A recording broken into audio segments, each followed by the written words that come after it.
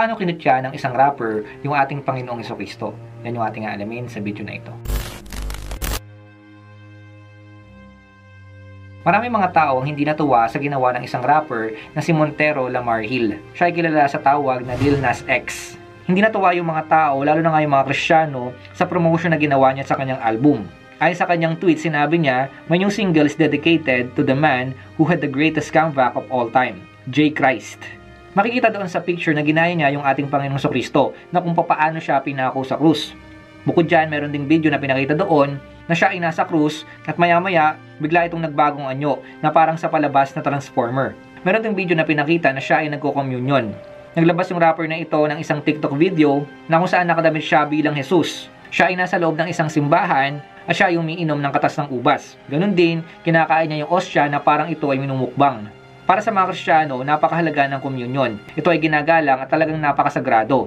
Kasi sa pamamagitan ng Lord's Supper, dito inaalala yung kanyang pagkamatay, muling pagkabuhay, at ang kanyang muling pagbabalik. Hindi ito basta-basta ginagawa. Pero nakita natin sa kanya, ginawa niya lamang itong katatawanan.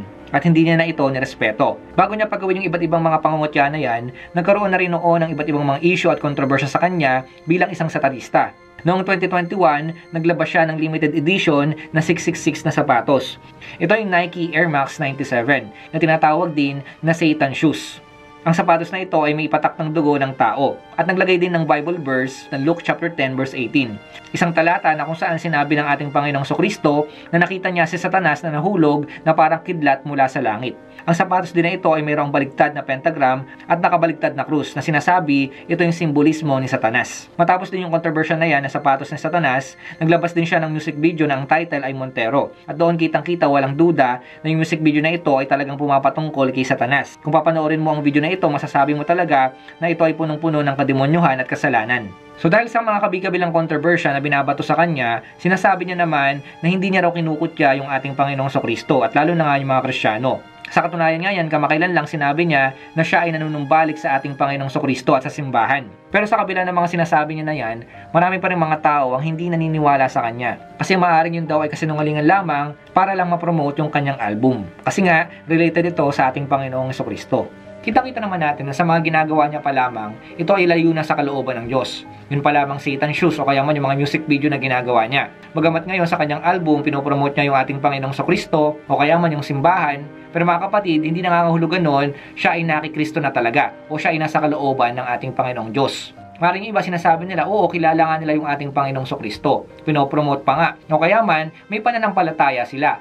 Pero mga kapatid, hindi porket sinasabi nila yung mga bagay na yun, sila ay nasa Diyos na o kaya man nasa kalooban na ng Diyos. Kasi mga kapatid, sinasabi sa Bible na kahit yung mga demonyo, meron din silang pananampalataya. Ito nga yung sinasabi sa James chapter 2 verse 19. Sumasampalataya ka na ang Diyos ay iisa, di ba? Mabuti naman, ang mga demonyo man ay sumasampalataya rin at nanginginig pa.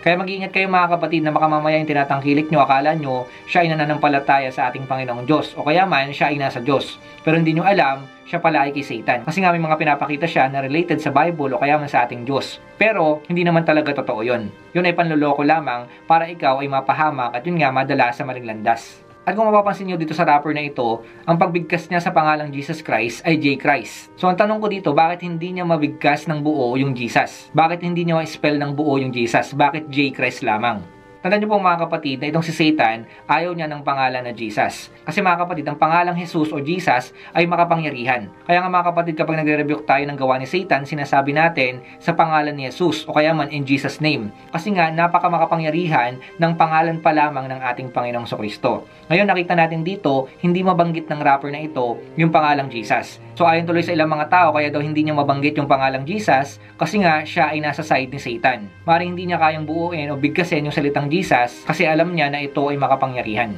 Ang napansin ko lang sa panahon natin ngayon, napakaraming mga tao na sikat man yan o hindi, na kumukutya sa ating Panginoong Jesucristo. Sa iba't ibang parte ng mundo, kahit dito sa Pilipinas, maraming iba't ibang mga pangungutya ang ginagawa sa ating Panginoong Jesucristo. Ngayon ang tanong, bakit nila ginagawa yon?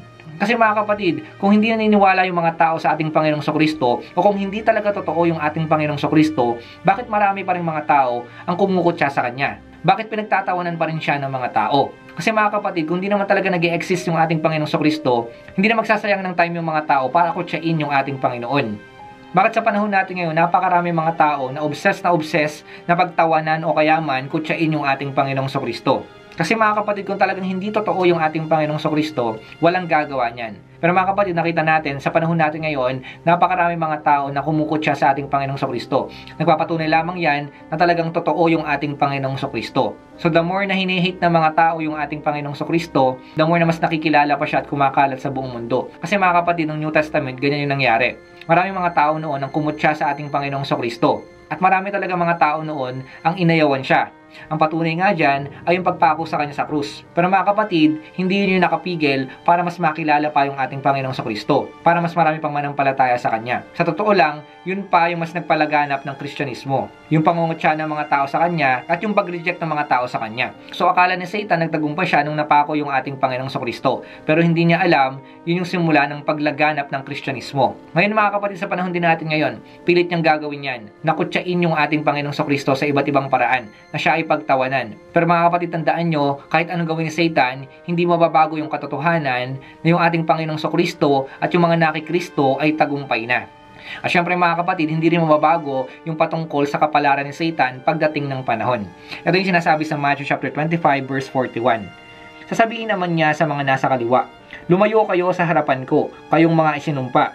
Doon kayo sa apoy na di namamatay na inihanda para sa dyablo at sa kanyang mga kampon." Huwag na kayong magulat ngayon kung yung mga tao sa iba't ibang parte ng mundo kinukutsa yung ating Panginoong Kristo o kaya man pinagtatawanan. Normal lamang po yan mga kapatid kasi nga alam ni Satan na talaga nagtatagumpay yung ating Panginoong Kristo at yung mga nakikristo. So gagawa siya ng paraan para ito ay mapigilan. Pero sabi ko nga po sa inyo mga kapatid, hindi yan mapipigilan. Kahit anong gawin pa ni Satan na paraan, wala siyang magagawa. Hindi pa man natatapos yung labanan, pero tandaan niyo po mga kapatid, tagumpay na si Kristo at tagumpay na ang nakikristo. Kasama ka na dun.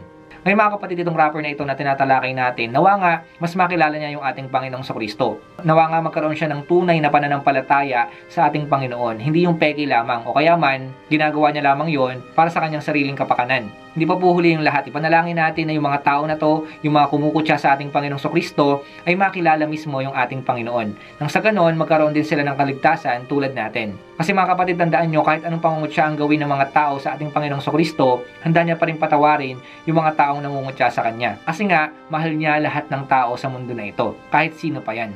So kung may mga nangungutya sa ating Panginoong Kristo, pinagtatawanan yung ating Panginoong Kristo at gumagawa sila ng iba't ibang mga bagay para sirain yung ating Panginoong Kristo, tayo naman bilang mga mananampalataya, ibahagi natin yung magandang balita ng ating Panginoong Kristo. Ibahagi natin yung kagandahang loob ng ating Panginoong Kristo sa buong mundo.